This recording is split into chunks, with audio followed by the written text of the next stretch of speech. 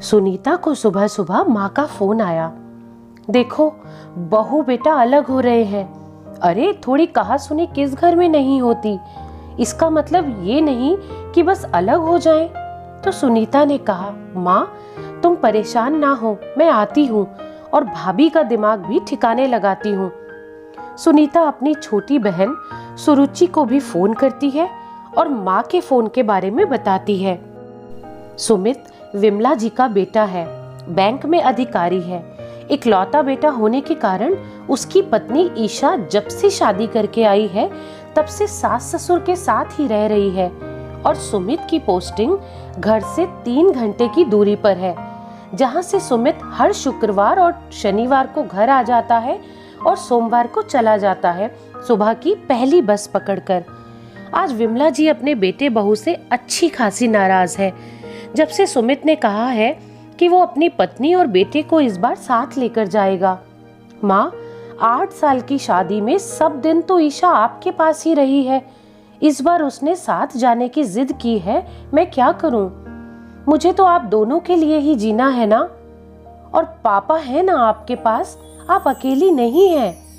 और कुछ ही दिनों की तो बात है, साल 6 महीने मेरे पास रहकर वो आप लोगों के पास ही वापस आ जाएगी। वाह बेटा वाह, बहुत खूब। बहू ने क्या कान भरे हैं तुम्हारे कि तुम अलग होने के लिए तैयार हो गए। अरे छोटे मोटे झगड़े और छोटी मोटी बहस तो हर परिवार में होती है, तो इसका क्या मतलब है? तभी सुमित के पिता भी आ जाते हैं और वो कहते हैं, तुम्हारी बीवी को क्या तकलीफ है उससे पूछो, उसका हल मैं निकाल लूंगा, लेकिन इस तरह तुम्हें हमसे छीनने की साजिश ना करें। तो सुमित बोला, पापा कैसी बातें कर रहे हैं आप?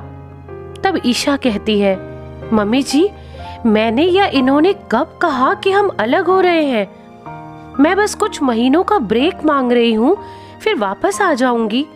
मम्मी जी, 8 साल से एक ही तरह का जीवन जीते जीते, लगभग एक ही तरह की जिम्मेदारी उठाते उठाते मैं थोड़ी सी परेशान हो गई हूँ, थक गई हूँ। आप लोग मेरी व्यक्तिगत जरूरतों को भी तो समझिए ना। क्या मुझे हक नहीं है सिर्फ अपने पति और बच्चों के साथ जीने का, कभी थोड़ा देर से उठने का, कभी कभी नाश्ता बाहर से मंगा लेने का?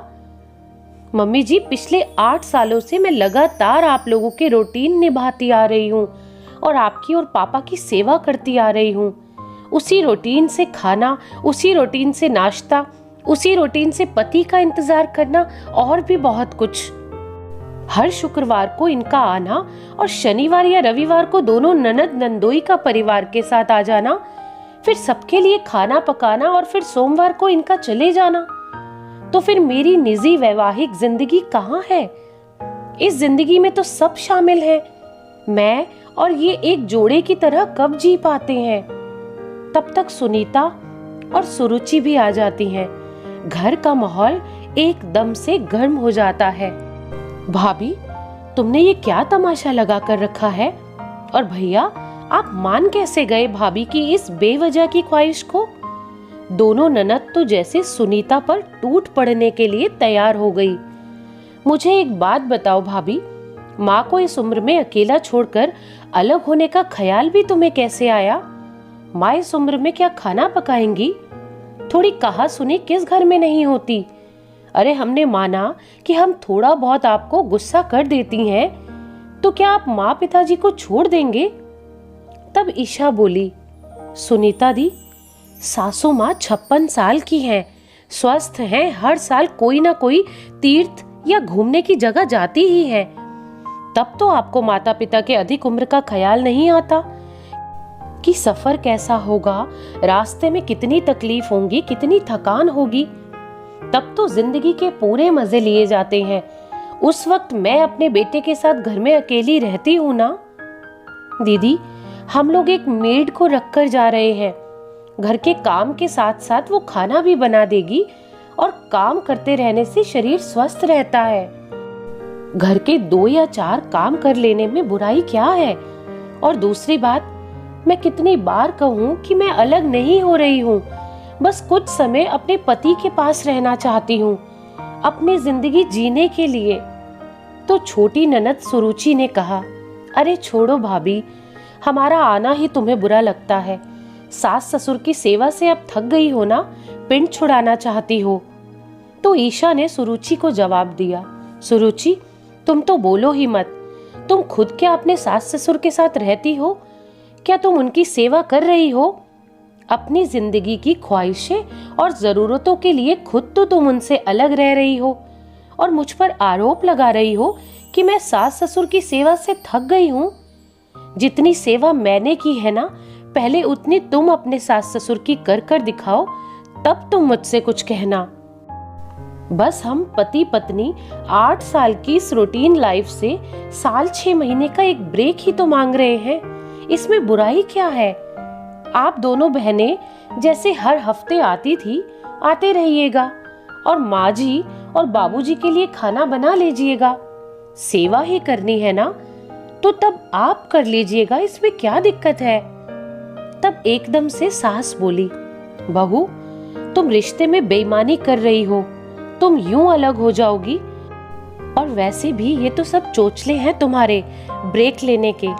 हम माँ बाप तो बच्चों को पालने में ब्रेक नहीं लेते।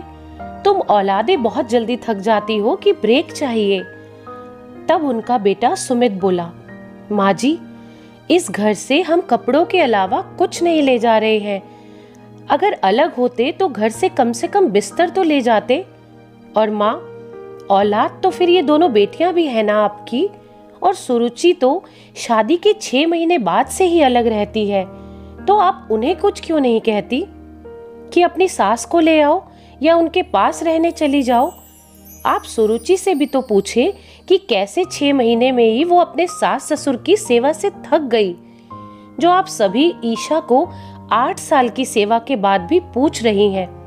क्या आपकी सेवा की जिम्मेदारी सिर्फ आपकी बहू और बेटे की है? क्या ये बेटियां आपकी सेवा की कुछ दिनों की जिम्मेदारी नहीं उठा सकती हैं? आप खुद भी तो वक्त वक्त पर अपनी बेटियों, दामाद, नाती नातिन को तोहफे और साड़ी, कपड़े और गहने देती हैं।